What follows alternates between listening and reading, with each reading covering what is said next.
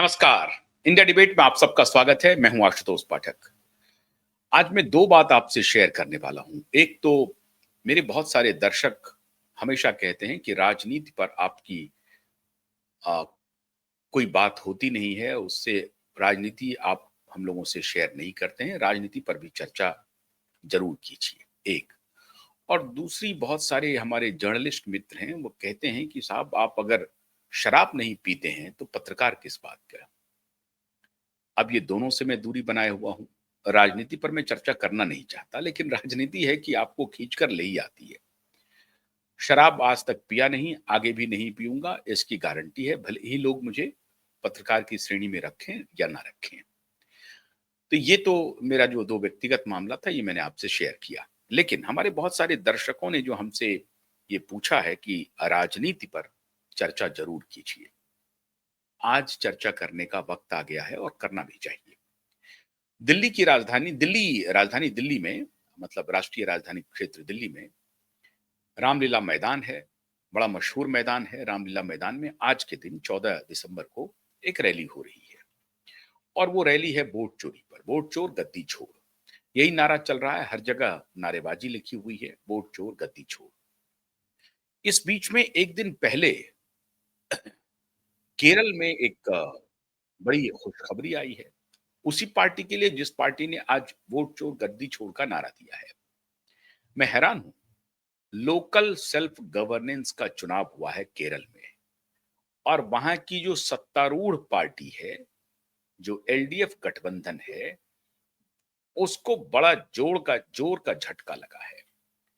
और जो वहां अपोजिशन में जो सबसे मजबूत गठबंधन है, यूडीएफ, जो कांग्रेस लेड गठबंधन है, उसकी बल्ले बल्ले हो गई है। ग्राम पंचायत में, ब्लॉक में और नगर पालिका में बल्ले बल्ले हो गई है। मतलब आज वो वोट चोरी का अभियान शुरू कर रहे हैं, वोट चोरी का आंदोलन कर रहे हैं, वोट चोर गद्दी छोड़ का नारा दे रहे हैं, और देश भर से अपने कांग्रेसी कार्यकर्ताओं को दिल्ली बुला रहे हैं और दिल्ली में वोट चोर गद्दी छोड़ का रैली कर रहे हैं। लेकिन ठीक एक दिन पहले केरल का एक वर्डिक्ट आता है। उस केरल के वर्डिक्ट में जो लोकल सेल्फ गवर्नेंस का चुनाव है, ये कोई विधानसभा का चुनाव नहीं है। मतलब वहां पे चुनाव, वहां पर मतदान कितना महत्वपूर्ण है, कितना महत्वपूर्ण है, जिसकी आप कल्पना नहीं कर सकते हैं। लोकल सेल्फ गवर्नेंस ही कम से कम कार्डर बेस्ड पार्टी के लिए सबसे महत्वपूर्ण चुनाव होते हैं। पंचायतों के चुनाव हो जाएं, जिला परिषद के चुनाव हो जाएं, ब्लॉक के चुनाव हो जाएं, नगर परिषद के हो जाएं, ये सबसे महत्वपूर्ण चुनाव होते हैं किसी भी राजनीतिक पार्टी के लिए। और उस महत्वपूर्ण चुनाव में केरल जैसे स्टेट में, जहां की वामपंथियों का गढ़ माना जा रहा है, इतने वर्षों से वामपंथी लेड गठबंधन वहां पर सरकार में है, वहां पे वामपंथी लेड सरकार की के खिलाफ कांग्रेस लेड यूडीएफ भारी विजय दर्ज की है। लेकिन एक और वहां से एक रिजल्ट आया है जो कम से कम भारतीय जनता पार्टी के लिए बड़ी ही राहत की खबर है।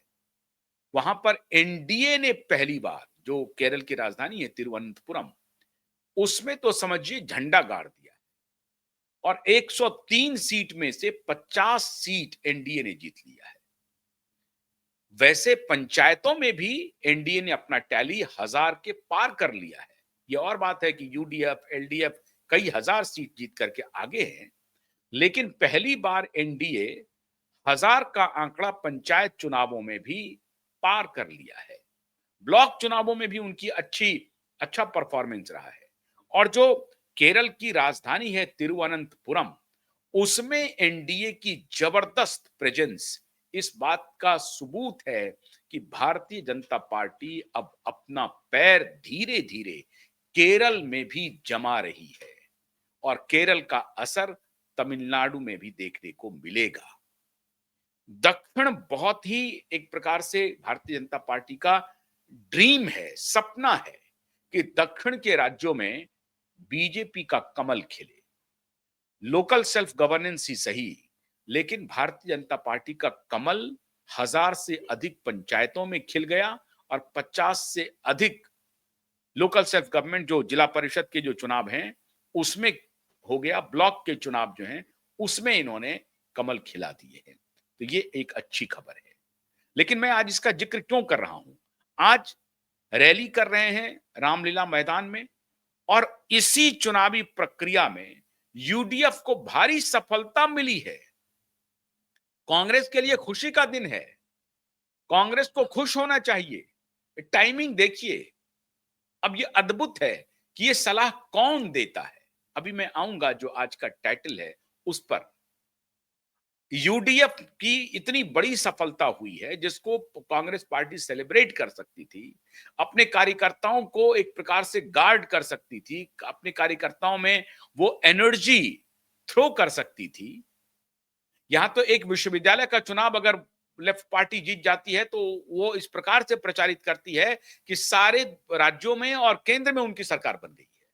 इस तरह का प्रचार तंत्र है उनका। तो कांग्रेस पार्टी केरल की इस सफलता को पूरे देश में भुना सकती थी, पूरे देश में प्रचारित कर सकती थी, लेकिन कांग्रेस पार्टी ने वो काम नहीं किया।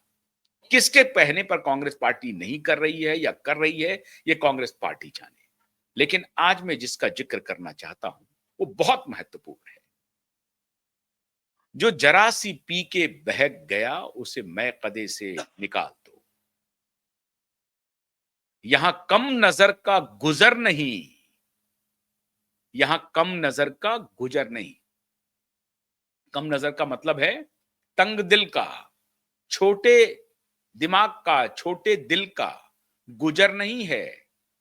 और जो जरा सी पी के बहक गया हो उसे मैं कदे से निकाल दो, मतलब जरा सा कुछ मिला नहीं कि वो पागल हो जाए, दीवाना हो जाए, वो दुनिया को कुछ समझने ही ना लगे।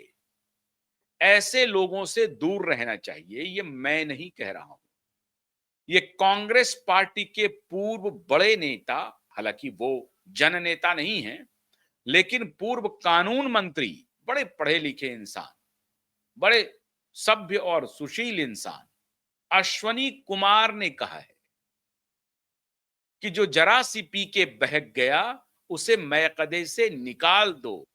कांग्रेस पार्टी को इन्हीं फिलॉसफी पर चलना पड़ेगा, अन्यथा कांग्रेस पार्टी का आने वाले दिनों में कोई नाम लेवा भी नहीं बचेगा। अश्वनी कुमार कहते हैं कि कांग्रेस पार्टी का एक डेमोक्रेसी के लिए रिवाइव करना सबसे महत्वपूर्ण है और मैं भी ऐसा मानता हूं।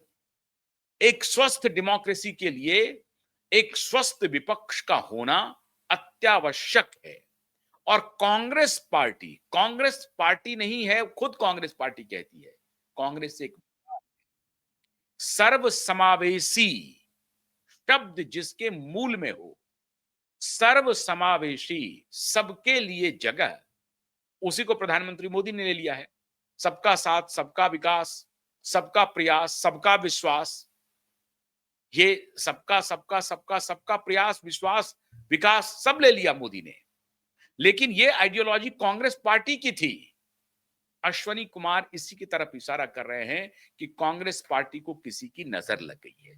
किसी की नजर नहीं लग गई है, कांग्रेस पार्टी को एक परिवार की नजर लगी हुई है और ये परिवार अपने से बाहर कुछ देखने को तैयार नहीं है। अश्वनी कुमार कहते हैं कि श्रीमती सोनिया गांधी बहुत ही डिसेंट महिला है, लेकिन साथ ही साथ उनके बहुत ही पर्सनल लाइक और डिसलाइक हैं और स्ट्रॉन्ग पर्सनल लाइक और स्ट्रॉन्ग पर्सनल डिसलाइक है। सवाल है, राजनीति में इतना डिसलाइक और लाइक नहीं चलता है। राजनीति में आपको मध्य मार्ग अपनाना पड़ेगा, भले ही आप सोनिया गांधी क्यों ना हो। सोनिया गांधी हो जाने से सारी समस्या समाधान हो जाएगा, ये मुश्किल है। सोनिया गांधी हो जाने का मतलब हुआ कि अगर आप राजीव गांधी की पत्नी हो गए, इंदिरा गांधी की पुत्रवधू हो गई, इसका मतलब ये नहीं है कि देश के तमाम देश का आवाम आपके पीछे खिंचा चला आएगा। एक वर्ग हो सकता है खिंचा चले आए जो कांग्रेस पार्टी का समर्थक रहा है वर्षों से और उन्हें कांग्रेस में कोई गड़बड़ियां दिखाई नहीं पड़ती हैं, तो वो हो सकता है आपके प्रति आकर्षण से खिंचा चला आए। लेकिन सिर्फ सोनिया गांधी हो जाने से, राजीव गांधी की पत्नी और इंदिरा गांधी की पुत्रवधू हो जाने से कांग्रेस पार्टी का सारा कार्यकर्ता आपकी तरफ खिंचा हुआ चला आएगा, ऐसा नहीं है। इसलिए आप पर्सनल डिसलाइक और पर्सनल लाइक के आधार पर चीजों को तय नहीं कर सकते हैं। अश्वनी कुमार यही इशारा कर रहे हैं कि आपका पर्सनल लाइक डिसलाइक आपके लिए तो बेहतर है, लेकिन पार्टी के लिए वो बेहतर है कि नहीं, ये आपको तय करना पड़ेगा। आप बहुत ही डिसेंट महिला हैं, लेकिन आप अपने डिसलाइक को सार्वजनिक रूप से प्रदर्शित नहीं करते हैं। जिनको आप डिसलाइक करते हैं उनकी हानि हो जाती है। डिसलाइक की चर्चा अब इससे अधिक क्या हो सकती है। नरसिम्हा राव देश के पूर्व प्रधानमंत्री, कांग्रेस पार्टी के बड़े नेता, कद्दावर नेता, उनके बारे में कहते हैं नटवर सिंह।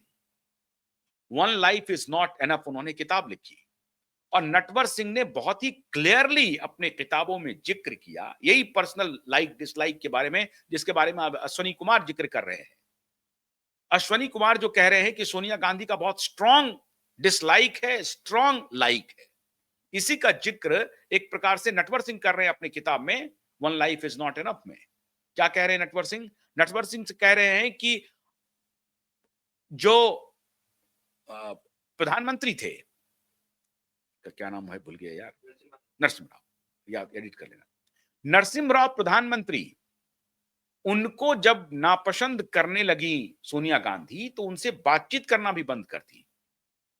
मतलब वो अपनी किताब में लिख रहे हैं कि नरसिम्हा राव ने नटवर सिंह से जिक्र किया कि क्या बात है कि सोनिया जी मुझसे बात नहीं करती हैं, उनके बात नहीं करने से मेरा स्वास्थ्य खराब हो रहा है। यहां तक भी कोई बात नहीं है, लेकिन जब मैं उनको फोन करता हूं तो वो फोन पर मुझे इंतजार करवाती हैं। तो नटवर सिंह को तो कोई बुरा नहीं लगता है, लेकिन भारत के प्रधानमंत्री को बुरा लगता है कि भारत का प्रधानमंत्री किसी को फोन कर रहा है और उसे इंतजार करवाया जा रहा है फोन पे, और जब इंतजार करवाने के बाद वो आती हैं तो सीधी मुंह बात भी नहीं करती हैं। वो इस तरह से व्यवहार कर रही हैं जैसे कि मैं अछूत हूं, मुझे पॉलिटिकल अछूत बना दिया है सोनिया गांधी ने। इस बात का वो जिक्र नटवर सिंह से करते हैं।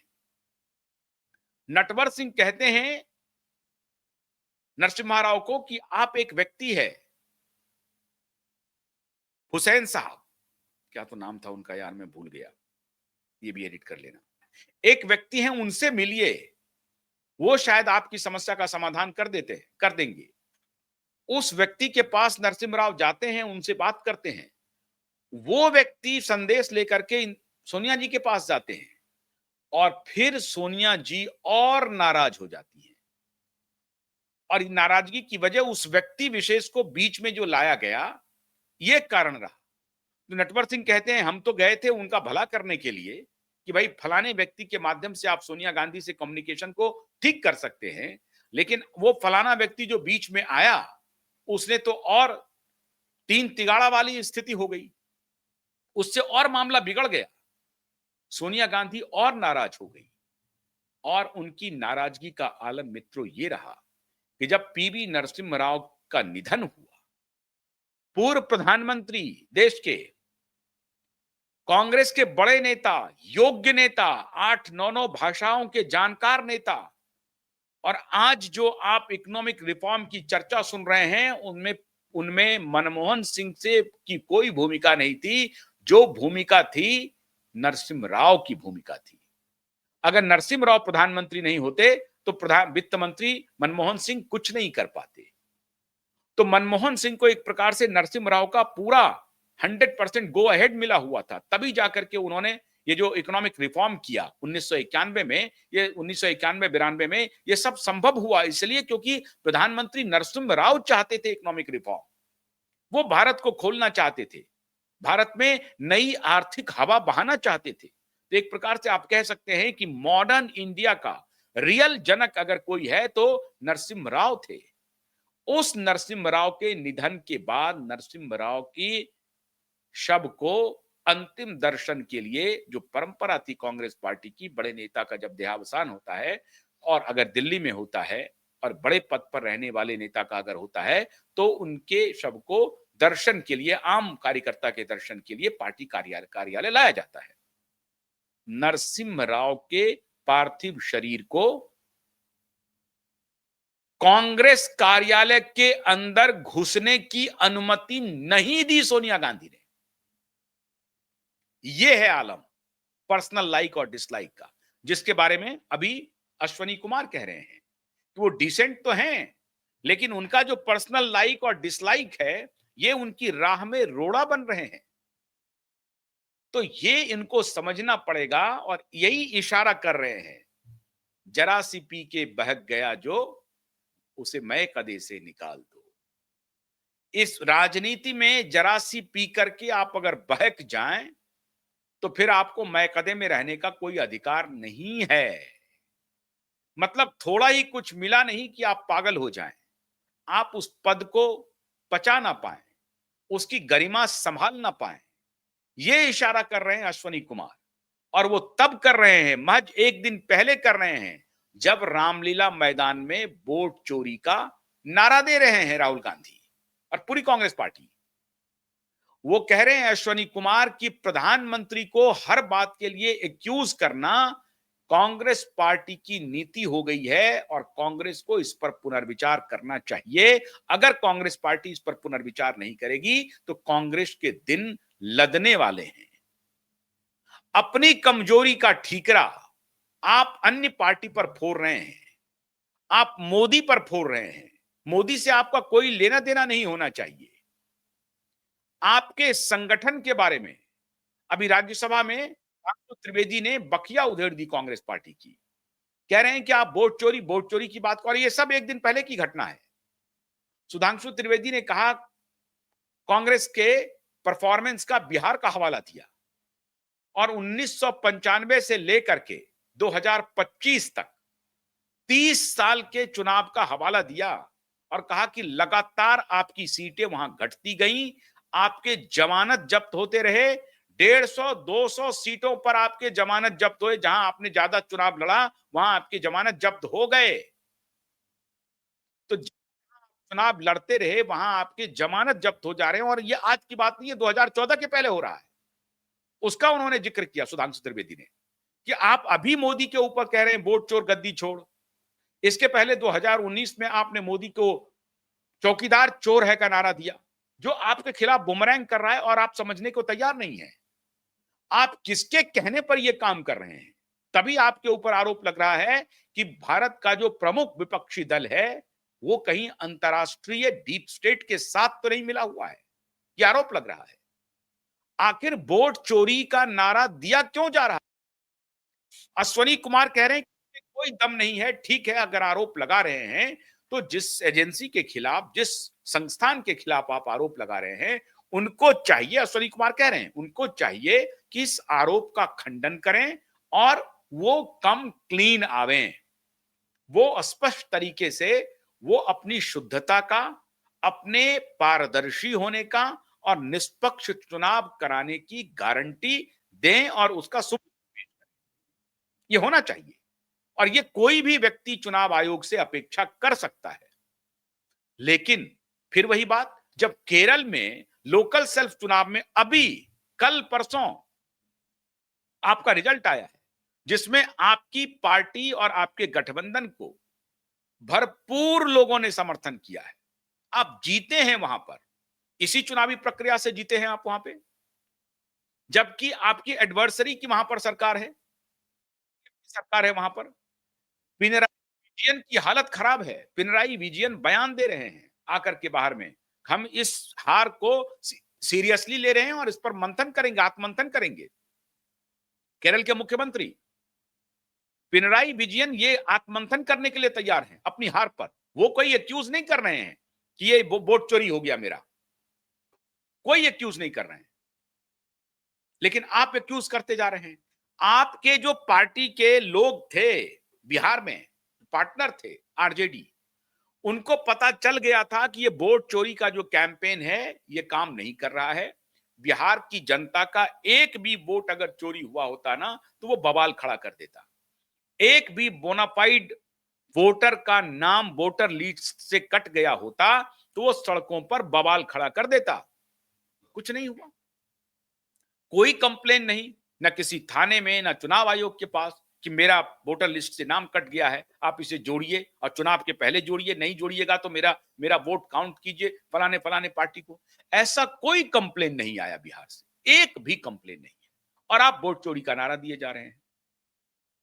तो कौन यकीन करेगा? आपकी पार्टी एक दिन पहले चुनाव में बेहतरीन परफॉर्मेंस कर रही है।